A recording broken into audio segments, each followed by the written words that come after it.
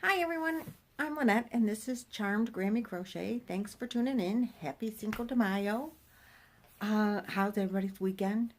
Mine was very busy. Did not get a lot of crocheting and I'm sorry to say, but per the title, I did finish what is now known as the Volcano basket. The poor thing. So as you all know, I was trying to make this basket and I had this, what do they call it? Fettuccine yarn that ended up being, I think it was just defective. I'm just deciding that I think the yarn was just defective because it was so thick compared to what I now know is other skeins of fettuccine yarn just aren't that thick. So okay, no problem. And after I made that last video and talked about asking about what to do about that yarn, get several suggestions. I'm going to tell you what, I tried them all.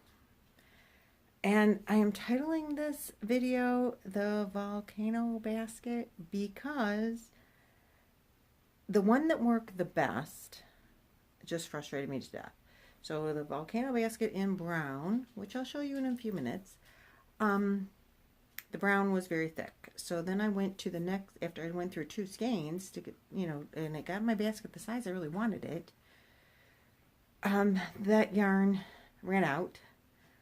And everyone said, don't change the 16 millimeter hook, which, as any of you might know, is about that big around. So, okay. So the first suggestion was using the next fettuccine yarn with one, with a worsted weight with it. So I did that, and it wasn't as thick. So then I added two worsted weight yarns and the fettuccine yarn. And let me tell you, I ended up with a mess. It was just very frustrating for me to hold and work with three strands of yarn that were not all the same size. My yarns were getting, and mind you, I was doing it in the car on the way to the camper, so that wasn't any easier. I didn't have a great deal of space. The yarns were getting tangled, they were getting twisted. So I did that for a little, and I just said, I can't do this. So I finished the row with the brown and the three, fettuccine and two worsteds. I finished to there, and then I took away one of the worsteds, and I kept the 16-inch or the 16 millimeter hook, and I did a couple of rows, but it lost all of the integrity. It was flimsy. The yarn wasn't thick enough for that big hook. So I did a couple of rows of that, and it just wasn't working out. So then I decided I'll go with the smaller hook. Oh, I have an 11 millimeter hook, which is still really super huge. But I was at the camper now, and I didn't have that hook with me. I have every other hook that I own, but that hook does not fit.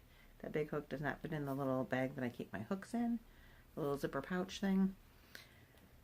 But I did have a 10-inch hook, or 10 millimeter hook. So I used the 10 millimeter hook. And of course everything tended to get smaller, so now it looks like a volcano, but it still holds yarn. So I said to my husband, I don't know, this looks pretty funny, what should I do? What do you think? And he said, still holds yarn, I would leave it. I'm like, well, I'm going to show as a learning experience to all of you who are new crocheters what different hook sizes will do, and to those of you that are old crocheters, I think you'll get a big laugh out of my Volcano basket. And it does, as you can see, still hold yarn. So the bottom, nice and tight and big and heavy. And then there was, I didn't get rid of, okay, so from here, you can see where this little thing is. I left that sticking out. This is where I did one row with the multiple 3 strands of yarn, and that was okay. But like I said, I would have never finished if I had to keep fighting with all of those. I'm not coordinated enough to do that in the car. And the camper was a lot of work this weekend. I did not get a lot of time there. So then I went to the the big hook, and you can see there's lots of big holes where I was still at the big hook, and it wasn't standing up at all. So then I went to the 9mm hook, or the 10mm hook, and just the one strand of worsted, and it stands up beautifully at that point. So we'll take these yarns out of here. Just a second. That one goes up here. The rest of these don't really matter. So we'll just throw them on the floor, and you can see I have it stuffed. So, okay. And it is quite heavy, but I don't have the table. But as you can see, even in my hands, it does stand up pretty good. So now the debate is undo it. And, you know, I remember after I finished this that my mom used to crochet with material and make baskets with handles. And she'd use like really pretty fabrics with pretty little prints on them. And she made Easter baskets one year. She made baskets that she put in her bathroom and put like little soaps in. And I had one, and I was going to get it out for this video, and I must have gotten rid of it within the last, I don't know, 5 years. But I'm going to say she did this in the late 80s, early 90s. She used to make these baskets, and she had a really big plastic crochet hook that she used. And so part of me says, rip this apart, and this yarn, this fabric here, would be the perfect fabric to make those littler baskets and handles and all that like my mom used to do. And then she put real pretty fabric bows on them. So I was thinking maybe to do that. Don't mind my strings here. We'll talk about that in a minute. So I even did make handles, which I was real proud of myself. And they stand up. So rip it apart. This is one skein of, and it ended at this second row on this handle. Well, for 7 or 9 or whatever stitches I have here, I just added more. And I could work. I used 4 strands of worsted weight yarn, just scrap yarn. And it did make the handle, and that I could work with that easily, but the different thicknesses of the you know, the cloth yarn and then the regular yarn, I couldn't, it just wasn't working out for me. So what do you think? Leave it and stuff it with yarn because that's all it was supposed to be anyway, or rip it apart, frog it, and make 2 separate baskets. I do have more yarn, more of the fettuccine yarn in this size, so I could just do the fettuccine yarn like I think Jada Stitches has videos and uses a lot like the 9 or 10mm hook. You know, so just make it from scratch, start over, or just fill it with yarn and give it a good laugh and say, okay, it still holds yarn, which is all it's supposed to do anyway. I'm kind of leaning towards my husband and taking it as a learning experience. But I did want to show, you know, the big hook, fat yarn, and the differences in the, if you can see them, when I went to the smaller hook, really made a difference, and it made it come in a great deal, as you can see here. You know, this was the big hook, big yarn, big hook, smaller yarn, smaller hook. Did make a huge volcano shape for me. So in that same theory, for anybody that is interested, I'm making for at the camper. My husband does all the cooking. He cooks outdoors, he smokes, he has these big cast iron pans that he cooks in, or not pans, casserole like dishes. Excuse me, makes the best food. I'll show you later in other videos, pictures I'll show you. So I'm making him pot holders, real thick ones, you know, so they're double-sided, single crochet until you fold it, folds over on itself, that pattern.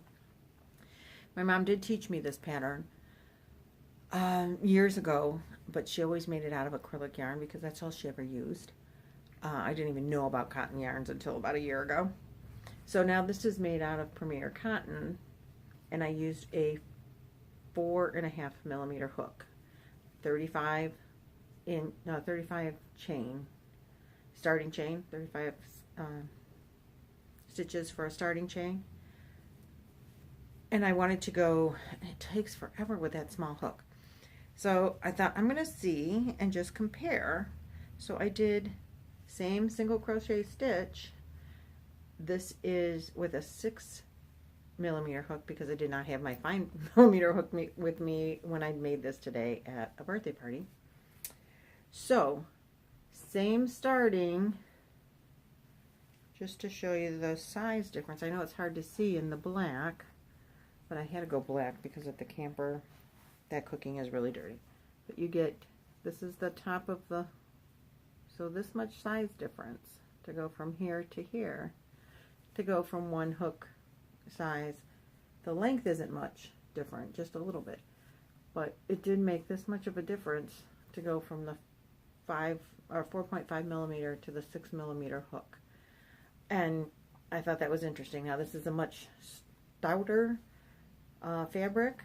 This one is much softer, stretchier. I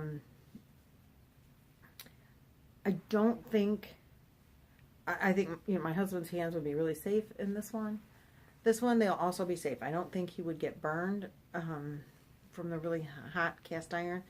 When he cooks with the cast iron, he puts charcoals underneath the cast iron. It's like a big Dutch oven is what it's called.